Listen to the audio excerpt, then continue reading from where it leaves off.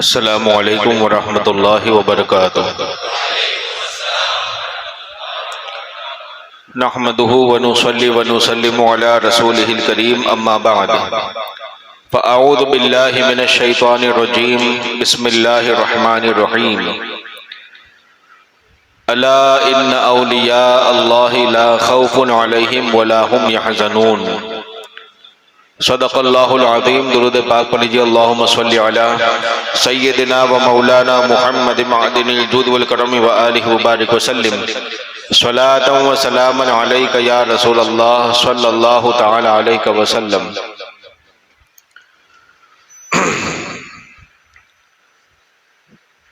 اللہ تعالیٰ نے انسانوں کی طبیعت مختلف پیدا کی ہے۔ سب کے ذہن ایک دوسرے سے الگ الگ ہوتے ہیں، سب کی فطرت بھی ایک دوسرے سے جدا گانا ہوتی ہے،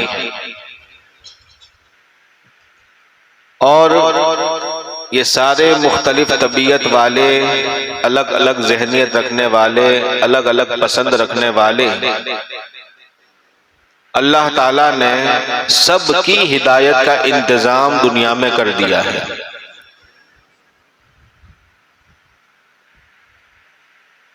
اللہ تبارک و تعالی کو ایک ماننا، توحید باری تعالی، یہ سب سے بڑی بنیادی عقیدے کی چیز ہے۔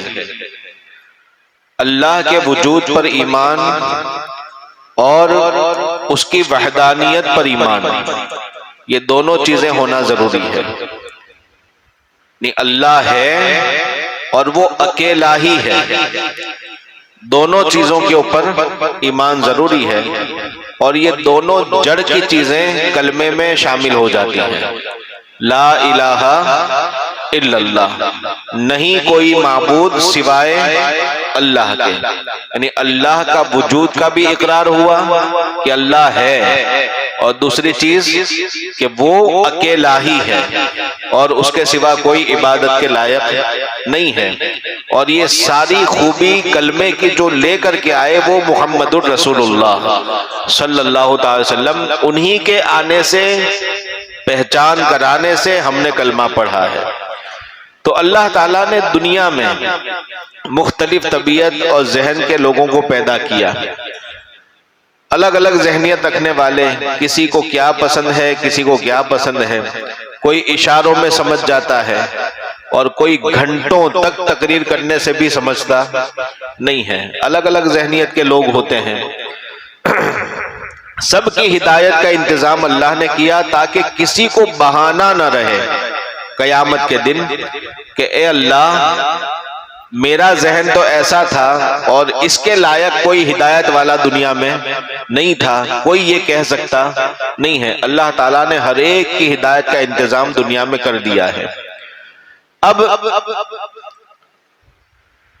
بہت سارے وہ لوگ جو آج یوٹیوب کے اوپر چیخ اور چلا کر کے کہتے ہیں کہ یہ باباؤں کی کیا ضرورت ہے، ولیوں کی کیا ضرورت ہے، جب ہمارے پاس قرآن ہے، حضور کی حدیثیں ہیں، اور اتنی ساری حدیث کی کتابیں اور علماء کرام موجود ہیں، محدثین موجود ہیں، تو اتنے سارے ہدایت کے پوری سامگری ہوتے ہوئے اب یہ باباؤں کی ضرورت کیا ہے؟ تو ذرا ایسے لوگوں کو اولیاء کی ضرورت کیا ہے، اس کے اوپر اگر غور کریں تو یوں سمجھیں کہ یہ اولیاء ہی وہ ہیں جن کے دم قدم سے دنیا قائم ہے۔ وجہ کیا ہے اس کی؟ پہلی چیز ضرورت تو میں نے یہ جو بتائی کہ اللہ تعالیٰ نے الگ الگ ذہنیت رکھنے والوں کی طبیعت اور ان کی ذہنیت کے اعتبار سے اللہ نے ہدایت کا بھی انتظام کیا۔ اب دیکھو دنیا میں بہت سارے لوگ وہ ہوتے ہیں کہ جو قرآن کو پڑھ کر کے مان لیتے ہیں، قرآن کریم پڑھتے ہیں، وہ ان کے دل میں اتر جاتا ہے اور وہ اس کو مان لیتے ہیں۔ تو اللہ تعالیٰ نے ایسے سمجھنے والے اور سمجھدار لوگوں کے لیے قرآن کی دلیل نازل فرمائی کہ آپ قرآن پڑھو اور اسی سے حق کو سمجھو. تو قرآن کو پڑھ کر کے سمجھنے والے ہزاروں لاکھوں کی تعداد میں لوگ دنیا میں موجود ہیں. کچھ لوگ وہ ہوتے ہیں کہ جنہوں نے قرآن تو پڑھا لیکن وہ پڑھ کر کے بھی ان کو تسلی نہ ہوئی، ہدایت نہ ملی. تو قرآن کے اوپر عامل خود حضور کی ذات کو دیکھ کر کے وہ ان سے مرغوب ہوئے اور آقا کریم صلی اللہ علیہ وسلم کو دیکھ کر کے انہوں نے ایمان قبول کیا. تو یہ قرآن کی تعلیم کو انسان کی عملی زندگی میں اترتا ہوا دیکھ کر کے لوگ ایمان لانے والے ہیں. یہ ایسے لوگ ہیں جن کو پریکٹیکل تعلیم کی ضرورت ہوتی ہے، اور پریکٹیکل تعلیم کوئی انسان کر کے دکھائے تو پتا چلتا ہے. اسی لیے ام المومنین عائشہ صدیقہ رضی اللہ تعالیٰ عنہ فرماتی ہے کانا خلقہ القرآن، حضور کے اخلاق کریمہ اگر دیکھنے ہیں، چلنے پھرنے کا انداز، کھانے پینے سونے اٹھنے بیٹھنے کا انداز اگر دیکھنا ہے تو بس قرآن دیکھ لو، وہی حضور کا انداز کام تھا. تو پریکٹیکل یعنی چلتا پھرتا قرآن کا نقشہ اگر دیکھنا ہے تو ذات محمد الرسول اللہ صلی اللہ علیہ وسلم. تو کچھ لوگ تھیوری سے سمجھ جاتے ہیں، اس کے لیے قرآن ہے. کچھ لوگ پریکٹیکل سے سمجھتے ہیں، اس کے لیے سرکار صلی اللہ علیہ وسلم کی ذات کریمہ ہے. اور بہت سارے لوگ وہ ہوتے ہیں، یہ بعد میں بھی، یہ تو حضور کے زمانے کی بات ہے، بعد میں چل کر کے بھی یہی حالت کہ لوگ الگ الگ رہے کہ کچھ لوگوں کو دلیلوں سے بات سمجھ میں آتی ہے. تو ان کے لیے قرآن بھی ہے، حدیث کی کتابیں موجود ہیں کہ وہ دلیلوں سے سمجھتے ہیں، علم کی باتوں سے سمجھتے ہیں. کچھ لوگ وہ ہوتے ہیں جو پریکٹیکل چاہتے ہیں، تو ان کے لیے باعمل تقوی والے علماء ربانیین ہیں کہ ان کے چلنے پھرنے کے انداز کو دیکھ کر کے، جیسے اعلیٰ حضرت علیہ رحمت و رضوان کے تعلق سے ہم کہتے ہیں جس کی ہر ہر ادا سنت مصطفیٰ ہے نا. تو قرآن پڑھ کر کے نہ سمجھو تو اعلیٰ حضرت کو چلتا دیکھ کر کے سمجھ لو کہ قرآن کا انداز ایسا ہے نا. تو یہ علماء ربانیین کی وہ ذات ہے کہ جو اخلاق کریمہ سے اور اپنے انداز زندگی سے وہ بتا دیتے ہیں، پریکٹیکل ثبوت پیش کر دیتے ہیں کہ ہاں اسلام ایسا ہے. تو وہ پریکٹیکل والے اس سے سمجھ جاتے ہیں. لیکن ایک تیسری کوالٹی ہوتی ہے، وہ نہ تھیوری سے سمجھتے ہیں اور نہ پریکٹیکل سے سمجھتے ہیں. وہ علم والی باتوں سے سمجھتے ہیں، وہ چمتکار کو نمسکار کرتے ہیں. وہ کس سے سمجھتے ہیں؟ چمتکار سے سمجھتے ہیں. ایسے لوگوں کے لیے اور ایسے گروہ کے لیے اللہ تعالیٰ نے اپنے ولیوں کی جماعت کو بھیجا ہے. سمجھے آپ؟ یہ ولیوں کو اللہ تعالیٰ وہ پاور دیتا ہے کہ ان کے پاس علماء ربانیین کا علم تو ہوتا ہی ہے، عمل تقوی والا تو پورا ہوتا ہی ہے، لیکن پلس پوائنٹ ان کا یہ ہوتا ہے کہ وہ اس عالم ظاہر کے ساتھ ساتھ عالم ملکوت کے بھی شہنشاہ ہوتے ہیں. اب وہ جب سمجھاتے ہیں تو پہلے دلیل سے سمجھاتے ہیں، اس کے بعد پریکٹیکل تو انداز ان کا ہوتا ہے، اور تیسری بار جب وہ اپنا رخ بدلتے ہیں تو پھر انداز کچھ اور ہو جاتا ہے. اور یہ انداز کے لیے اللہ تعالیٰ نے اولیاء کو دنیا میں بھیجا ہے. یہ اللہ کی قدرت کے مظہر ہوا کرتے ہیں. ایک عیسائی کرسچن حضور غوث پاک کے زمانے میں آیا اور آ کر کے لوگوں سے بحث کرنے لگا. اسلام کا جواب، حقانیت کا جواب ہر دور میں ملتا ہے نا. اسلام وہ دین قوی ہے اور وہ دین ہے کہ جس کو کبھی کسی دلیل سے باطل ثابت نہیں کیا جا سکتا. وہ ہمیشہ ہر مسئلے میں حق ہی حق ہے. اس کا ایک جز، ایک حصہ، ایک مسئلہ بھی کوئی غلط ثابت نہیں کر سکتا، نہ حضور کی سیرت کا اور نہ تعلیمات نبی کا، نہ اسلام کی تعلیمات کا. ہر اصول، ہر مسئلہ اپنے اعلیٰ کوالٹی کے حق کے اوپر یہ فائز ہے. یہ اسلام کی خوبی ہے اس کے اندر کوئی غلطی نکال ہی نہیں سکتا ہے، اور جو نہ سمجھے اور غلطی نکالے وہ خود اسلام سے باہر ہو جاتا ہے۔ ایک عیسائی کرسچن کا عقیدہ کیا ہوتا ہے کہ سب سے اچھے بڑھ کر کے آخری پیغمبر جو ہیں دنیا میں وہ حضرت عیسیٰ علیہ السلام، حضرت عیسیٰ کے بعد وہ کسی کو نبی مانتے نہیں ہیں، یعنی حضور صلی اللہ علیہ وسلم کی نبوت کا کیا کرتے ہیں؟ انکار کرتے ہیں۔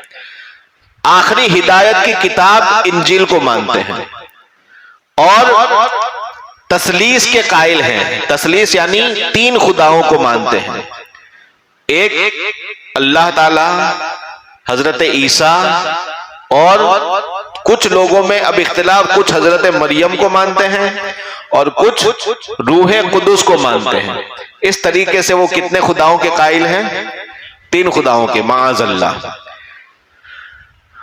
اب یہ عیسائی جس کا یہ عقیدہ میں نے بتایا، وہ دنیا کے اندر میجورٹی کے اعتبار سے آپ دیکھو، تعداد کے اعتبار سے سب سے زیادہ تعداد آج کس کی ہے؟ کرسچینٹی والوں کی۔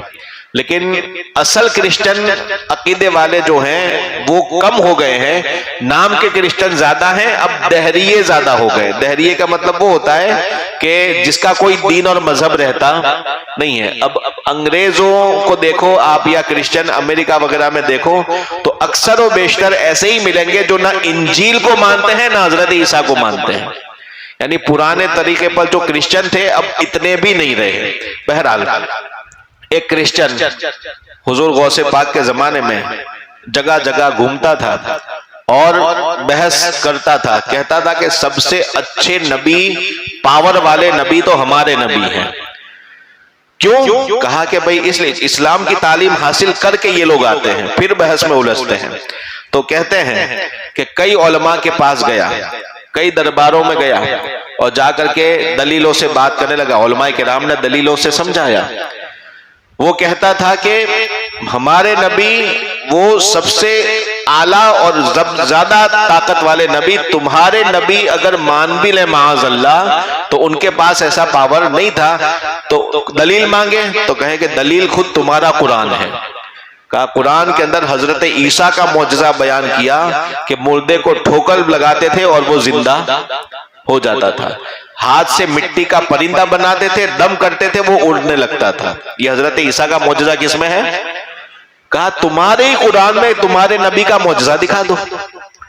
تو جو بڑے علماء علم والے وہ تو علمی جواب دیتے تھے، لیکن وہ جواب لے کر کے ہدایت لینے تھوڑی آتا تھا، وہ الجھانے کے لیے آتا تھا۔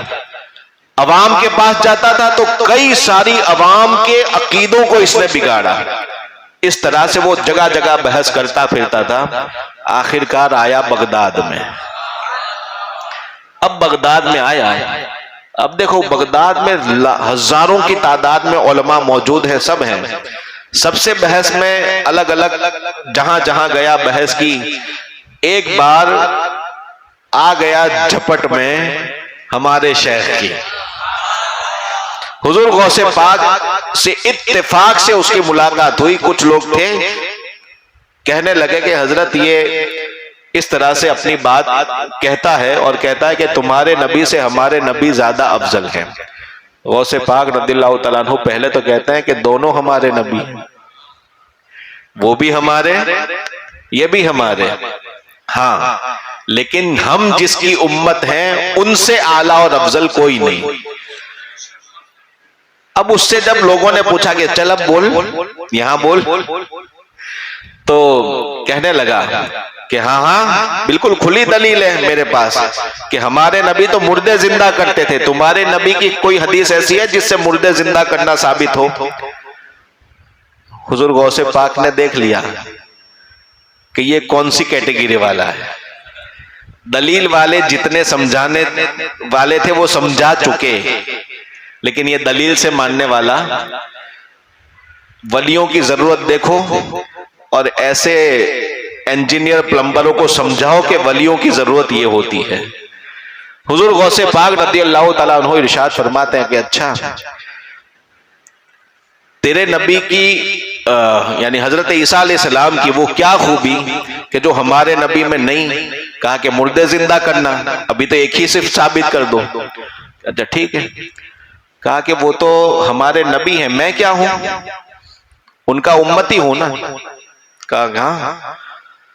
کہا کہ تجھے مردے زندہ کرنے کی بات کرتا ہے، تیرے نبی کیا کرتے تھے. کہا کہ ایک کام کر، چل کسی قبر کے پاس مجھے لے چل. اب یہ عالم ملکوت والی شخصیت دلیلوں کی بات نہیں سمجھتا، چل وہ پاور دکھاتا ہوں جو رب نے مجھے عطا فرمایا ہے. چل کس قبر کے پاس چلتا ہے، لے گیا. ڈھونڈ کر کے اس کو جو تاریخ یاد تھی سب سے پرانے قبرستان میں لے گیا. پرانے قبرستان میں بھی سب سے پرانی قبریں جو دکھ رہی تھی اس میں سے ایک کے پاس جا کر کے کھڑا رہا. کہا کہ یہ قبر والا. کہا کہ اس کو زندہ کرنا ہے. کہا کہ ہاں. اب وہ تو ہنسی مذاق کے انداز میں تھا کہ یہ کیا کریں گے.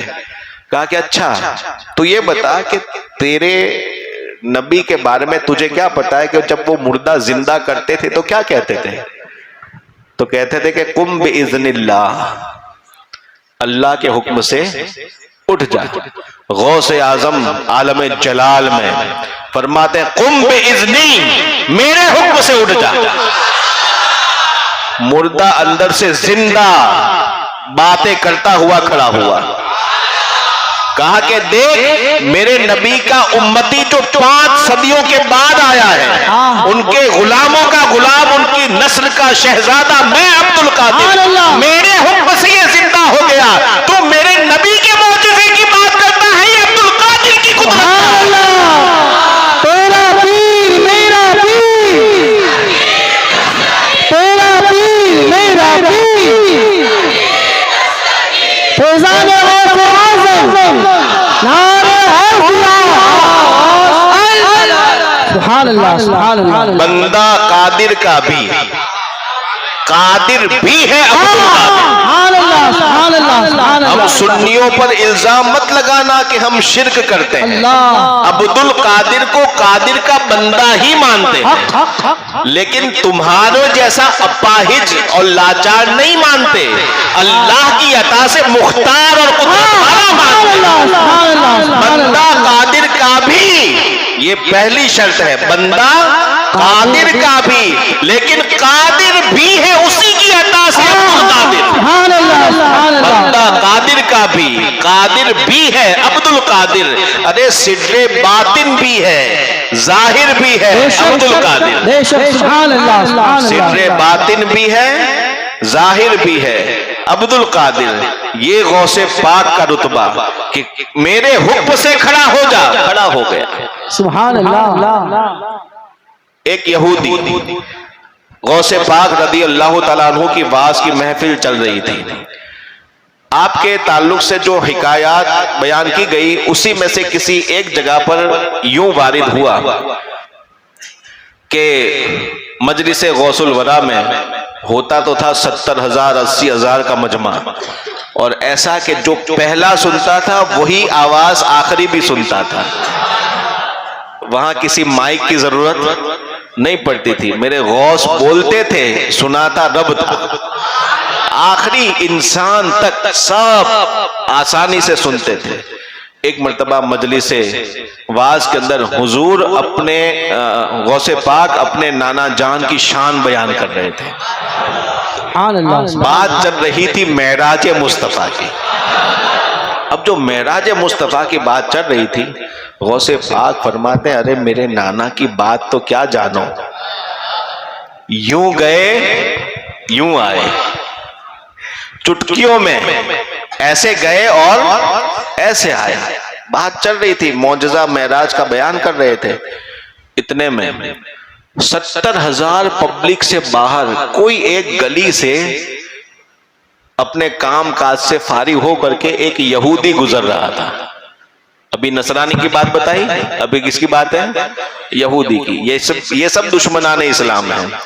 یہودی مجلس کے پیچھے سے اپنے گھر کی طرف جلدی جلدی جا رہا تھا. اس کے کانوں میں آواز گئی کہ حضور غوث پاک نے کیا بیان کیا کہ چٹکیوں میں 7 آسمان کے پار گئے، چٹکیوں میں آئے، زنجیر بھی ہلتی رہی، وضو کا پانی بھی چلتا رہا اور آ بھی گئے. وہ چلتے چلتے کہتا ہے کیا لمبی لمبی چھوڑتے ہیں، معاذ اللہ، ہے نا؟ دیکھو کتنی لمبی لمبی اپنے مریدوں کے سامنے چھوڑ رہے ہیں۔ اس نے اپنے دل میں خیال کیا 70,000 مجمع کے پار غوث کی نگاہ نے دیکھ لیا۔ سبحان اللہ سبحان اللہ سبحان اللہ۔ نظرت الی بلاد اللہ جمعن کخردلۃ علی حکم اتصال، سبحان اللہ سبحان اللہ۔ ہما وقت میری نظر سارے عالم پر ایسی ہوتی ہے جیسے انسان اپنی ہتھیلی کے رائی کے دانے کو دیکھتا ہے۔ بے شک حق حق۔ اب وہ بول تو گیا، اپنے دل میں کہہ گیا، لیکن غوث پاک نے اس کے دل کو سن لیا۔ آواز غوث پاک کے کانوں تک آئی، دل ہی دل میں یہ بھی کہتے ہیں تجھے بتاتا ہوں۔ یہودی تھا، اب وہ اپنے گھر گیا۔ یہاں واز کی محفل جاری ہے، ایسا نہیں کہ واز کی محفل ختم کر دی اور اس کے پیچھے لگ گئے اور یہ سب نہیں، جو جلسہ چل رہا تھا وہ ایسے ہی ہے۔ بس تقریر کرتے کرتے جیسے ہی اس نے یہ کہا، یہ بیچ تقریر میں غوث پاک فرماتے ہیں آج تجھے ثابت نہ کر دیا تو میرا نام عبد القادر نہیں۔ سبحان اللہ۔ یہ کہہ کر کے پھر کنٹینیو۔ اب جتنے پرانے میخار تھے، پرانے جو صحبت یافتہ تھے، وہ تو سمجھ گئے ہاں کوئی گیا۔ واہ واہ واہ واہ سبحان اللہ۔ لیکن جو نئے نئے آئے تھے مجلس میں، وہ ان کا پہلا دوسرا دن تھا، وہ کہیں یہ کیا ہوا بیچ میں، کوئی الگ کچھ ہوا کیا؟ یعنی اچھی خاصی تقریر معراج کی چل رہی تھی اور بیچ میں کہتا آج تجھے نہ منوایا تو میرا نام بھی عبد القادر نہیں، پھر اس کے بعد وہی شروع۔ سبحان اللہ۔ تو یہ بیچ میں جو گیپ ہوئی، اس کو کچھ لوگ جو نہ سمجھے وہ نئے نئے نہیں سمجھے، لیکن جو پرانے تھے وہ سمجھ گئے کہ ہاں آج کوئی شکار ہوا ہے ہمارے شیخ کا۔ بہرحال لیکن پوچھنے کی جرات اس وقت کس میں؟ اب وہ وہاں سے نکل گیا، اپنے گھر پہنچا۔ اب وہ رہتا تھا دجلہ کے کنارے۔ دجلہ کے کنارے یعنی ندی ہے، دریائے دجلہ، یعنی اردو میں دریا ندی کو کہا جاتا ہے، بہت لمبی چوڑی ندی ہے، اس کے کنارے اس کا گھر تھا۔ گھر اپنے پہنچا، جا کر کے اپنی بیوی سے کہتا ہے کہ چل تھکا ہوا ہوں، گرمی بہت لگ رہی ہے، بس میں جا کر کے، اب اس وقت کیا لوگ نہانے کے لیے بھی ندی کے کنارے گھر ہے تو پھر وہیں نہائے گا، کہتا ہے بس میں 2 منٹ میں گیا، پانی ڈال کر کے واپس آیا، تو جلدی سے کھانا گرم کر۔ کہا کہ چل ٹھیک ہے، کھانا گرم کرنے کے لیے چولہے کے اوپر چڑھا دیا۔ اب وہ دریا کے اندر جا کر کے اس نے اپنے کپڑے کنارے پر رکھے، جو ایک تہبند تھا وہ باندھا اور دریا کے اندر ندی میں ڈبکی لگائی۔ جیسے ہی ڈبکی لگائی پھر سر اونچا کیا، ادھر رات تھی، جیسے ہی سر اٹھایا زمین الگ، رات تھی وہاں دن تھا، پورا ایریا بدل گیا، سب کچھ۔ اب یہ خود تعجب میں، اچھا ایک بڑا چینجنگ یہ آیا کہ جب اس نے ڈبکی لگائی تو وہ ڈبکی لگانے والا تھا، وہ کیا تھا؟ جیسے ہی ڈبکی میں سے سر اونچا کیا تو وہ تھی۔ اللہ، جینڈر چینج، لڑکے سے لڑکی۔ اب جب ڈبکی لگا کر کے باہر منہ نکالا تو دیکھا کہ دریا ندی کے کنارے کچھ لوگ دھوبی ہیں، کپڑے دھو رہے ہیں۔ اب ان لوگوں نے دیکھا کہ ایک نوجوان دوشیزہ دریا کے اندر ہے۔ جیسے یہ باہر نکلی تو کچھ لوگوں کی نظر پڑی، فوراً کہنے لگے اتنی خوبصورت عورت، میں شادی کروں گا۔ وہیں فوراً پلاننگ تیار۔ آج جیسا نہیں کہ 1 سال تک پہلے تاریخ مانگو، یہ کرو وہ کرو، 4-5 دعوتیں کھلاؤ، پھر نہیں، اس وقت تو پھٹافٹ انتظام ہوتا تھا۔ ایک شخص نے اس کو کپڑے دیے، کپڑے پہنائے، گھر لے گیا، قاضی صاحب کو بلایا، نکاح پڑھوا لیا۔ اب یہ بھی کچھ سمجھے تب نا، یہ اچانک اس کے ساتھ یہ چینجنگ کیا ہوا۔ اب وہ گیا، جا کر کے اس نے شادی جب کی، اب بالکل عورت اور مرد دونوں مل کر کے گھر بسانے لگے۔ 1 سال ہوا، بچہ پیدا ہوا، اسی عورت کا بچہ پیدا ہوا۔ اسی طرح 8 سے 10 سال نکل گئے اور 8 بچے ہوئے. کتنے ہوئے؟ 8 بچے.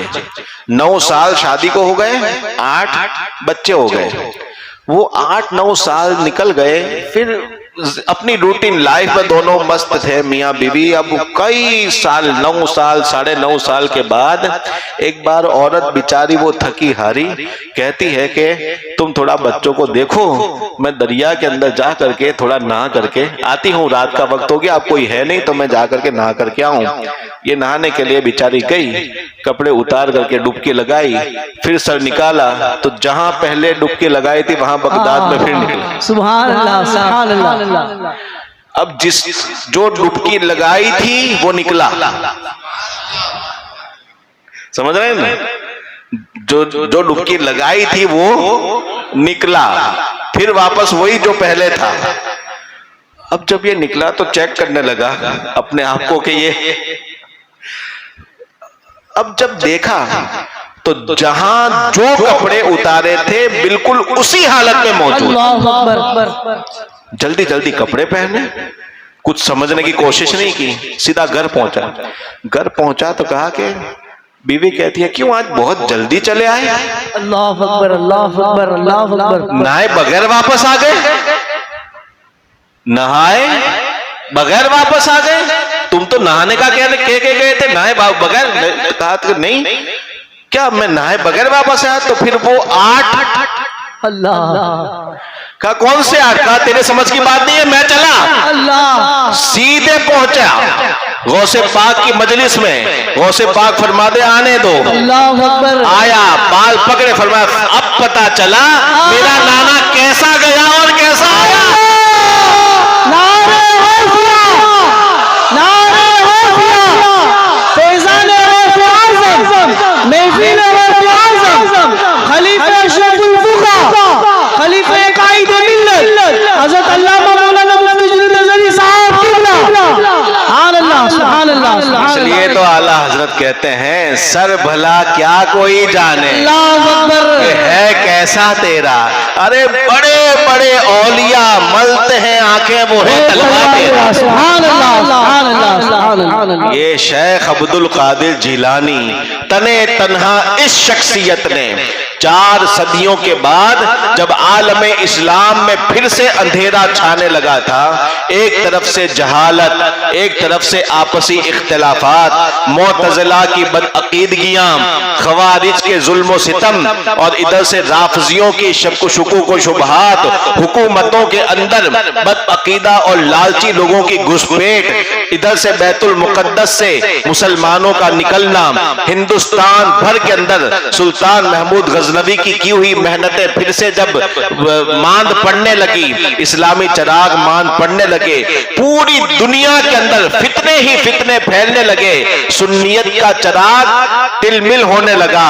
ایسے وقت میں اللہ نے ایسا پاورفل نبی کا شہزادہ عطا فرمایا کہ تنے تنہا آیا اور ایک ہی اپنی درسگاہ کے اندر وہ تعلیم دی ہے, وہ تعلیم دی ہے کہ وہیں سے بیت المقدس کی فوج بھی تیار ہو رہی ہے, اسی درسگاہ سے حکومت کرنے والے عدل و انصاف والے سلطان پیدا ہو رہے ہیں, اسی درسگاہ سے فیض پانے والے ہندوستان آ کر کے اسلام کو روشنی عطا کر رہے ہیں, اسی سے آ کر کے ملک مصر پر چڑھائی کر کے فاطمیوں سے چھین کر کے اہل سنت کی حکومت قائم کر رہے ہیں, اسی بغداد محلہ سے ظلم و ستم کو نابود کر کے پھر سے عدل و انصاف کا سکہ بٹھایا جا رہا ہے, اور وہاں سے لاکھوں کی تعداد میں شہر ولایت کے اندر کئی اولیاء پیدا کیے گئے جنہوں نے کونے کونے میں جا کر کے اپنے ولایت کے چراغ سے ہزاروں دلوں کو ہدایت عطا فرمائی ہے. یہ غوث پاک کی تنہا بغداد کی درسگاہ تھی جس سے ایک عالم کے اندر پھر انقلاب پیدا ہو گیا. سبحان اللہ سبحان اللہ سبحان اللہ. اسی لیے غوث اعظم کہے جاتے ہیں. واہ واہ واہ. اعلیٰ حضرت ارشاد فرماتے ہیں ارے تو حسینی حسنی کیوں نہ محی الدین ہو، اے خضر مجمع بحرین ہے چشمہ تیرا، اور کیوں نہ قاسم ہو کہ تو ابن ابی القاسم ہے، اور نہ کیوں قادر ہو کہ مختار ہے بابا تیرا، واہ کیا مرتبہ اے غوث ہے بالا تیرا کہ اونچے اونچوں کے سروں سے قدم آلہ تیرا۔ یہ میرے غوث پاک رضی اللہ تعالیٰ عنہ کی دنیا کو ضرورت ہے، دنیا کو آج بھی غوث الورا کی ضرورت ہے۔ یہ وہ محی الدین ہے کہ جس طرح سے نبی پاک صلی اللہ تعالی علیہ وسلم دنیا سے رخصت ہوئے، لیکن اس کے باوجود آج بھی تو زندہ ہے واللہ، تو زندہ ہے واللہ۔ میرے چشم عالم سے چھپ جانے والے انہی کے صدقے ان کے پیارے شہزادے کو بھی اللہ تعالیٰ نے وہ زندگی عطا فرمائی ہے کہ آج بعد وصال بھی خود فرما گئے کہ قیامت تک میرا مرید میرے وصال کے بعد بھی اگر مشرق سے مجھے پکارے گا میں اس کی پکار سنوں اور اس کی مدد کے لیے آؤں گا۔ یہ غوث اعظم رضی اللہ تعالیٰ عنہ کے نام کی برکت آج لاکھوں کے تجربے بولتے ہیں۔ کئی لوگ یہ کہتے ہیں کہ ایسی سچویشن کہ جس میں بچنے کی کوئی امید نہیں تھی، صرف یا غوث کہا اور بچ گئے۔